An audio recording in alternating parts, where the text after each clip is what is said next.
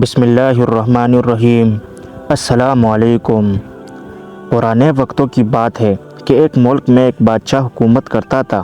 خوشحالی کے دن تھے۔ ایک دن بادشاہ کی ملاقات ایک درویش بزرگ سے ہوئی۔ بزرگ بہت ہی نیک اور پرہیزگار تھا۔ بادشاہ ان سے بہت عزت سے پیش آیا اور ملاقات کے آخر میں اس سے فرمائش کی کہ مجھے کوئی ایسی چیز، تعویذ، وظیفہ وغیرہ دے جو انتہائی مشکل وقت میں میرے کام آئے۔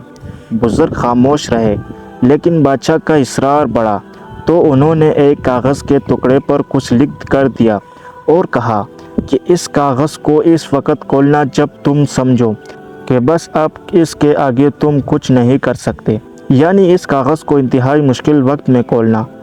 قدرت کا کرنا ایسا ہوا کہ کچھ ہی عرصے بعد اس ملک پر حملہ ہو گیا اور دشمن کی فوج نے بادشاہ کی فوج کو الٹ پلٹ کر دیا۔ بادشاہ کو اپنی جان کے لالے پڑ گئے اور وہ بھاگ کر کسی جنگل کے غار میں چھپ گیا۔ دشمن کی فوجیں اس کے پیچھے تھی اور وہ تھک کر اپنی موت کا انتظار کر رہا تھا۔ پھر اچانک اس کے ذہن میں درویش بابا کا دیا ہوا کاغذ یاد آیا۔ اس نے اپنے جیبیں چیک کر لی تو وہ کاغذ خوش قسمتی سے اس کے پاس ہی تھا۔ سپاہیوں کی جوتوں کی آہٹ اس کے قریب آتی سنائی دے رہی تھی۔ اب اس کے پاس کاغذ کھولنے کا سوا کچھ چارہ نہیں تھا۔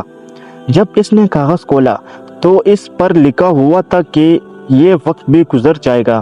بادشاہ کو بہت غصہ آیا کہ بزرگ نے میرے ساتھ یہ کیا کھیل کھیلا ہے، لیکن افسوس وہ کچھ نہیں کر سکتا تھا۔ اس نے تحریر کو کئی بار پڑھا، لیکن اس کی سمجھ میں کچھ نہیں آ رہا تھا کہ درویش نے یہ کیا لکھا ہے اور یہ کیوں لکھا ہے۔ بالآخر اس نے اپنی تلوار پکڑی اور سپاہیوں کا انتظار کرنے لگا۔ سپاہی آئے تو اس نے مقابلہ کیا اور وہ بچ گیا۔ اس کے بعد کئی مدت تک بادشاہ بہت خوار ہوا۔ کافی سال وہ اس مصیبت کو جھیلتا رہا۔ آخرکار اس نے دوبارہ ہمت کی اور اپنی فوج اکٹھی کرنا شروع کر دی۔ کافی سالوں کی محنت کے بعد اس نے اپنی فوج کو اکٹھی کر لی اور دوبارہ سے اس ملک پر حملہ کر دیا، اور خوش قسمتی سے اس جنگ میں اس کو فتح نصیب ہوئی اور وہ ایک بار پھر اس سلطنت کا بادشاہ بن گیا۔